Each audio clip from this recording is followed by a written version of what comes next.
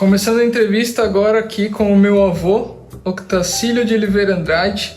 Vocês pediram muito para que ele aparecesse aqui, então eu resolvi entrevistá-lo.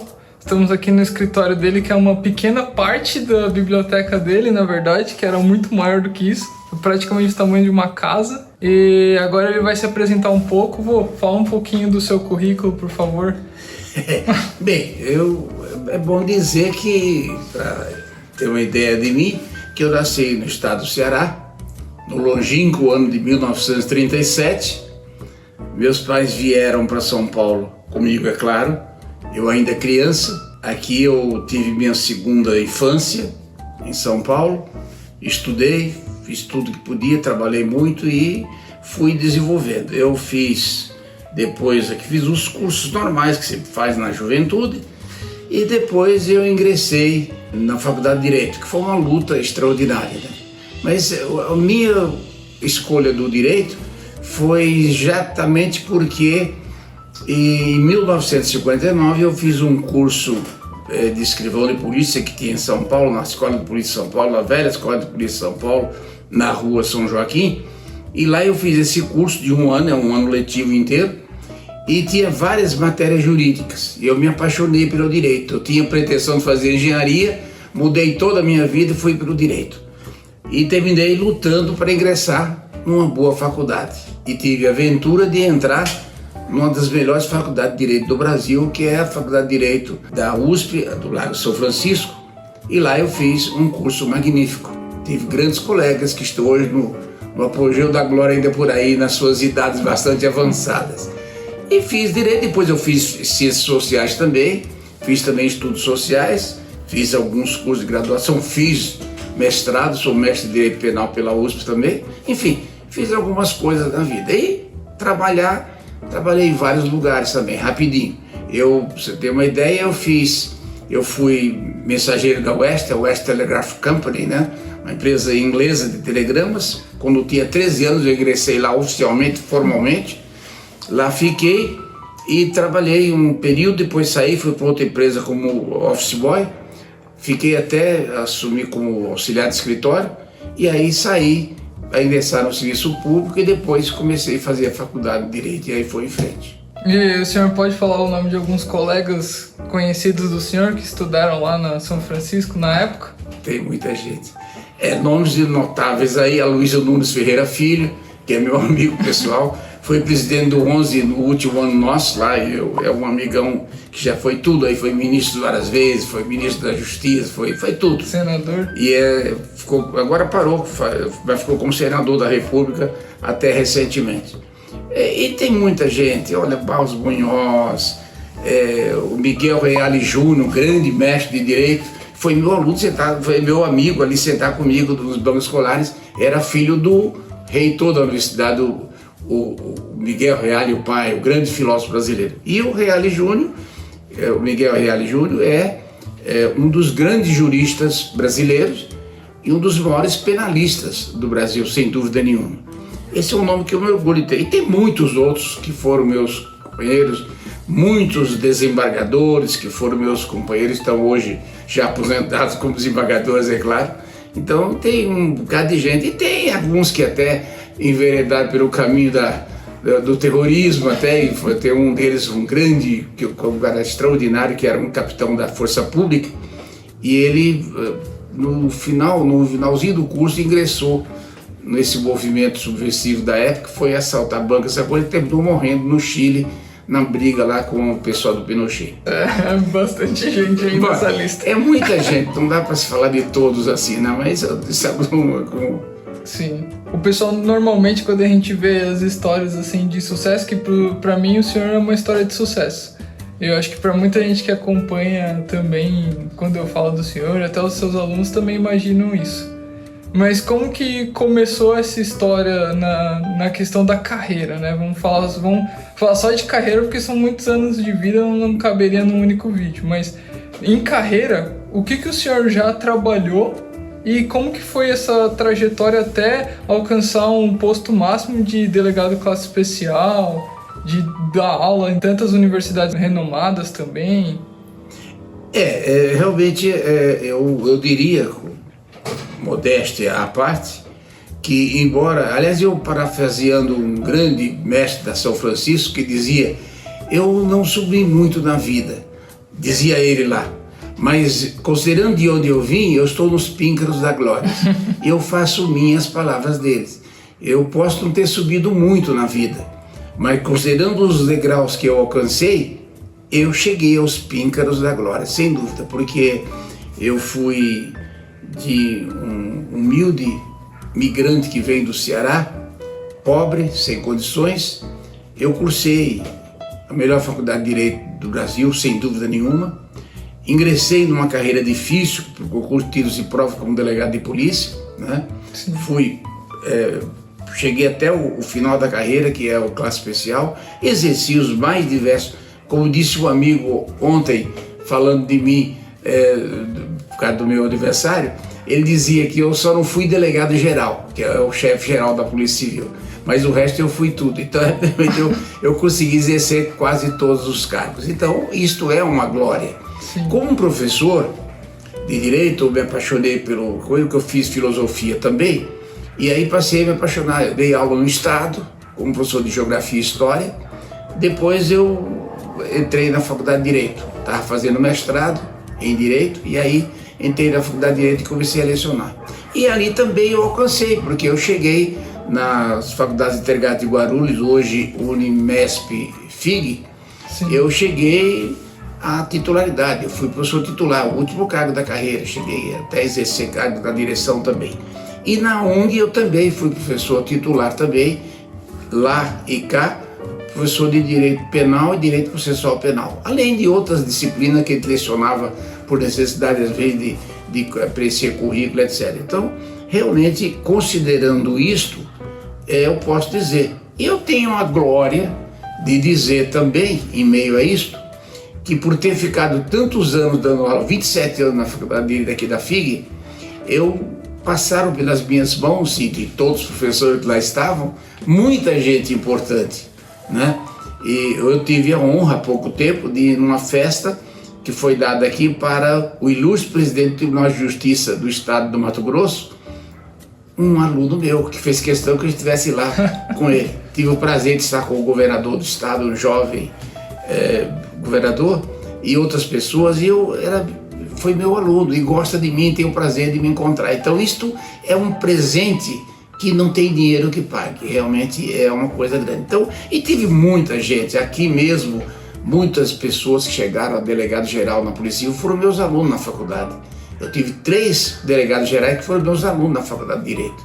E também na academia, que eu também dei aula na academia durante 38 anos também na academia de Polícia Civil, que é uma casa de ensino extraordinária também. Nossa, é mais tempo que eu tenho de vida. Então, ó, já quem tá vendo aí for aluno do meu avô, já deixa nos comentários aí, se manifeste, porque depois ele vai ler os comentários desses vídeos.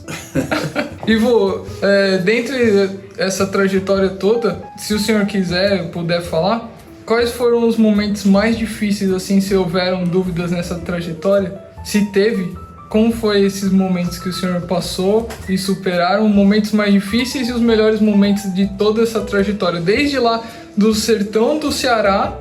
Qual era a cidade que o senhor morava? Bom, eu nasci na cidade de General Sampaio, que fica a 100 quilômetros de Fortaleza, bem perto. Mas o meu grupo vive, a família toda, a grande quantidade, vive na região de Campos Sales, lá no sul do estado, na região de Juazeiro, daquela região do sul do estado. E nós saímos de lá, de Campos Sales, exatamente quando eu tinha 9 anos de idade, né? Então, passando isto, as agruras pelas quais eu passei foram muitas, claro. Imagine um migrante que vem de lá e chega em São Paulo. Agora, um aspecto que eu diria que foram instantes difíceis, no meio universitário isso eu não senti, porque quando eu trabalhei das universidades é um outro ambiente, então a minha condição de nordestino nunca me dificultou nada. Entretanto, na polícia, como delegado de polícia, eu tenho que dizer, eu muitas vezes fui preterido em alguns momentos, cheguei no grito e na raça, a classe especial, e com muito orgulho, né? Mas O momento difícil era justamente o preconceito que era muito grande contra o nordestino, que ainda hoje existe, mas era muito maior. E o preconceito era sutil, simplesmente alijava você de uma promoção, de uma subida para um cargo importante pela sua condição e não ter um nome de origem italiana, por exemplo, né, como o seu, que facilita as coisas. O meu, Oliveira Andrade, ninguém lembrava que eu era descendente de português, mas só que eu era um nordestino. Então, nessas horas, eu fui discriminado. Isso é um momento difícil. Os momentos de glória é um momento que você é provido, que você tem, quando você casa, nasce o primeiro filho, segundo filho, terceiro filho. Quantos filhos o senhor tem? 3 filhos, né? 3 filhos, 9 netos e 2 bisnetas. Nossa! E no começo dessa trajetória, o senhor disse que foi um migrante que veio do Ceará para São Paulo. Quando chegou em São Paulo, o que foi que o senhor fez para começar a vida? Com que idade que o senhor chegou e o que o senhor fez? Tudo. Aqui na capital, nós fomos aí nos aventurar no interior. E depois em São Paulo, acho que com 10 anos, 10 para 11 anos, nós chegamos em São Paulo, ficamos um pouco, eu fiz de tudo. Eu tentei aprender a engraxar, fui engraxar sapato para ganhar, porque com 10 anos você não arruma emprego nenhum, nem podia, né? Então eu fiz isso, cheguei a engraxar sapato um pouquinho, aprender a engraxar sapato. Nunca fui um exímio engraxado, mas eu cheguei a aprender. E depois disso eu fiz de tudo. Eu comecei a trabalhar e como as dificuldades eram grandes, você tinha que trabalhar ganhando pouco e tinha que arrumar outro emprego. Eu sempre tive, no mínimo, 3 empregos. Sempre foi assim. A minha vida inteira foi assim. Até agora eu me aposentar como delegado, depois de 40 anos de trabalho. 40 anos dando aulas, 46 anos na polícia, dos quais 40 anos como delegado de polícia. Então eu sempre tinha um outro emprego. Eu dava aulas, eu era delegado e ainda dava assistência numa empresa para tentar melhorar os rendimentos. Então isso foi uma forma de superar as dificuldades, que eram muitas, e os sofrimentos foram sendo substituídos pelo prazer de ascender, de subir, de ter amigos importantes, etc. Então isso realmente é uma coisa boa. E agora eu fiz de tudo. Eu fui estafeta, como eu disse, da West Telegraph Company, uma empresa inglesa, telegrama. Depois fui ser office boy numa empresa. Lá eu cheguei a condição de lá trabalhar no escritório como auxiliar de escritório, que era até eu fiz ginásio comercial, tinha acesso a isso. Então eu exerci essa função. Foi interessante. Mas foram muitas coisas, muitas subidas, descidas e tudo. E depois da Western Telegraph, onde que o senhor resolveu fazer um concurso para assim, quando eu estava escrivão, né? Porque o escrivão é engraçado. Naquele tempo havia o curso de escrivão, muita gente importante dos meus juízes fez esse curso no passado. Este e outros cursos que a Escola de Polícia oferecia, que era uma instituição anexa à Universidade de São Paulo, diga-se de passagem, a Escola de Polícia, que era na Rua São Joaquim. Então, quando eu fui fazer esse curso, eu não tinha feito concurso nenhum. Eu fiz um concurso vestibular, tinha 1000 candidatos e passaram 110 alunos. E eu fui um deles. E fui fazer o curso de escrivão. Um ano normal, um ano letivo. Eu parei de estudar para fazer aquele curso de ano letivo.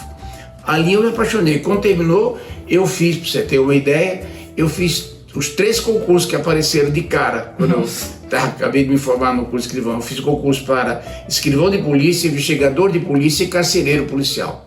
Passei nos 3, né? Pude escolhi escrivão, pela condição de escrivão e porque também eu tinha o curso que me favorecia meu trabalho. Então eu optei por ser escrivão, mas eu passei também no concurso para investigador de polícia e escrivão de polícia. Está no meu currículo esse concurso, que são concursos públicos. E depois, passado isso, obviamente, eu tinha muita vontade de fazer nessa fase de ser magistrado, ser juiz. Mas o primeiro concurso que veio, eu acabei de casar, tinha que fazer um concurso correndo. Quando eu me formei, o primeiro concurso que apareceu foi do delegado. E eu já tinha experiência como escrivão e fiz o concurso, passei. E diga-se de passagem que quando você ingressa, raramente você ingressa numa carreira policial como delegado, por exemplo, e não se apaixona por ela. É o meu caso. Eu me apaixonei e não consegui sair. Aí nunca mais eu saí. Não fiz concurso para promotor, para juiz, para nada. Fiquei lá e permaneci. Os salários não eram, os vencimentos eram razoavelmente bons no início. Agora é que nos últimos tempos, de 1995 para cá, foi uma queda brutal na nossa instituição e os salários ficaram baixos. Mas não dá para morrer de fome, não, dá para sobreviver. Sim. Né? Sim, sim. E eu estou perguntando isso porque muita gente que acompanha aqui o canal e também eu acredito que até alunos do senhor acham que a vida, a nossa carreira é uma linha reta, né? A gente toma uma decisão, por exemplo, o senhor escolhe ser delegado, faz essa prova, pronto, acabou. Mas não, teve uma série de percursos, uma série de dúvidas e problemas e alegrias e tristezas durante esse caminho que te levaram até essa solução, que foi a escolha dessa carreira, se apaixonar por essa carreira e se manter nessa carreira, que hoje em dia eu acho que é o mais difícil, né, que eu vejo. Que o pessoal quer os ganhos imediatos, né? Eles querem entrar na carreira como um delegado e já virar um delegado geral já, de primeira. É assim, há toda uma ascensão que é demorada, é complicada, né? Demanda passar de tempo, mudança, você vai trabalhando nos mais variados lugares. Então, realmente, é uma vida de muita tribulação, né? Então, realmente é complicado. Mas, de qualquer modo, talvez uma das razões da gente ter um pouco mais de sucesso na atividade é o gostar de fazer o que está fazendo. Então, eu fui delegado porque gostava de ser delegado. Eu podia ter feito concurso para outra carreira, mas eu não queria, eu queria ficar ali, mesmo tropeçando aqui e ali, mas eu fiquei. Da mesma forma, eu ingressei no magistério, eu fiz filosofia, fui dar aula de geografia e de história no estado, como professor do estado, fiquei acho que 10 anos dando aula do estado, paralelamente à minha condição de delegado, porque você não pode ter nenhuma atividade, exceto o magistério. Então, como eu tinha essa opção, eu era delegado e entrei no magistério estadual e depois ingressei no magistério superior e fiquei 40 anos dando aulas, né? Parei há 1 ano e meio atrás, né? De dar aulas. No último curso foi aqui na Universidade de Guarulhos. É na UNG, que agora foi comprada pela Uninasal, né? Não, não é o Univeritas. Univeritas que a Uninasal faz parte do grupo Univeritas, que tem até ações na bolsa. Dele, lá no Pernambuco, né? Sim. E durante toda essa carreira e essa etapa, o quão importante foi a família para o senhor? Por exemplo, o quanto a avó, sua esposa, ajudou durante essa etapa? Como que foi? Os filhos, eles foram um gás a mais para isso? O que o senhor falou que escolheu o concurso público de delegado porque tinha acabado de casar, então o compromisso, o chamado à família foi muito forte. Não dá para eu esperar para realizar meu sonho de ser juiz. O importante é alimentar minha esposa e meus filhos. E quanto isso influenciou para o senhor? Olha, família é fundamental, né? Isso é uma coisa que eu, quando optei por me casar, Deus aí foi muito bom comigo, como em outras oportunidades, e me permitiu que eu escolhesse uma figura extraordinária, uma mulher fantástica, que estudou comigo em filosofia, depois fez direito, foi minha aluna aqui na faculdade, tornou-se uma das grandes advogadas, na minha opinião. Foi uma advogada brilhantíssima, e ela advogava normalmente e eu trabalhava aqui. Então a presença dela na minha vida foi essencial. Talvez eu não tivesse alcançado muitas das coisas que eu alcancei se tivesse o respaldo fantástico daquela mulher extraordinária que foi a Madalena. Realmente ela foi tudo. E os filhos, então, nem se fala. Com o nascimento dos filhos você se sente mais importante, porque dono de uma família, e esses filhos só me deram outro presente de Deus. Eles nunca me deram trabalho. E são todos netos. Formados em direito também. Todos. Aliás, é bom dizer, a minha mulher, a Madalena, foi minha aluna na faculdade, o Júnior foi meu aluno, hoje é delegado de polícia como eu, professor também como eu, a Regina Célia foi minha aluna e a Ana Cláudia foi minha aluna também. Hoje a Ana Cláudia é advogada, brilhante, trabalha. A Regina tem uma missão mais importante, ela conseguiu ter 4 filhos maravilhosos que me enchem de alegria. Mas então, e aí a família é fundamental. Eu acho que dificilmente um homem, um ser humano, vamos dizer assim, né, terá sucesso na vida se não tiver o respaldo, o alicerce de uma família regular. Eu não acredito que seja possível, não acredito mesmo que seja possível a pessoa ter sucesso na vida não aceitando a família como uma instituição fundamental. Nenhum estado do mundo prospera se não tiver famílias sólidas dentro dele. Por isso é que nós devemos lutar muito pela família. Ainda que existam núcleos de pessoas que não admitem a família, mas são exceções. A regra é as pessoas serem participantes de famílias importantes e famílias que vão servir de alicerce, de suporte para qualquer estado do mundo prosperar. É a existência da família, sem dúvida nenhuma. Eu concordo com isso, é uma coisa que eu até ensino por aqui também. E se o senhor quiser deixar um último recado para os seus alunos que com certeza estão assistindo, algum conselho, algum recado para eles, alunos de tantos anos que o senhor já falou, que eu tenho certeza que eles vão assistir esse vídeo. Então... se é assim, eles ouviram os meus conselhos ao longo da vida e eu procurei dar só bons conselhos, mas continuo a dizer, o importante talvez seja a gente lutar pelo ideal que a gente tem, por aquele que a gente persegue. E acima de tudo, mesmo para os incrédulos, eu tenho que dizer, acredito eu que a crença em Deus é fundamental na vida do homem. Eu penso assim, eu sei que tem muitas pessoas que estão aí, que até têm sucesso, estão bem na vida, e que não acreditam num ser superior, num arquiteto do universo, o criador dos mundos, que é Deus. Então, a crença em Deus é fundamental para que a gente possa ter sucesso. Acreditar que tropeçar você tropeça, cair você cai, morrer você morre, mas de qualquer forma, essa vida aqui impõe que a gente tenha uma crença em algo superior. Esse algo superior é Deus.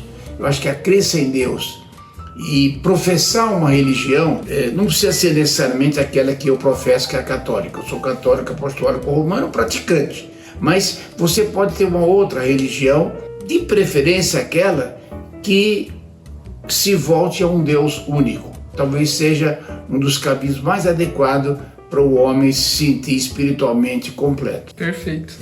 Obrigado, vô. Acredito que essa entrevista vai ajudar muita gente a entender algumas coisas sobre a vida, principalmente de alguém como o senhor que teve sucesso, que não está entre os bilionários da Forbes, mas que teve o sucesso dentro da sua carreira, que alcançou a felicidade dentro daquilo que o senhor gostaria e que criou uma família incrível, enorme, que todo mundo é unido, que é uma família que ainda se reúne, que é raro hoje em dia. Então acho que isso foi o maior sucesso que o senhor poderia ter nos dado. Provavelmente. Obrigado. Obrigado eu. Quem gostou, deixa um like aí, comenta aqui. Obrigado, vô. Valeu.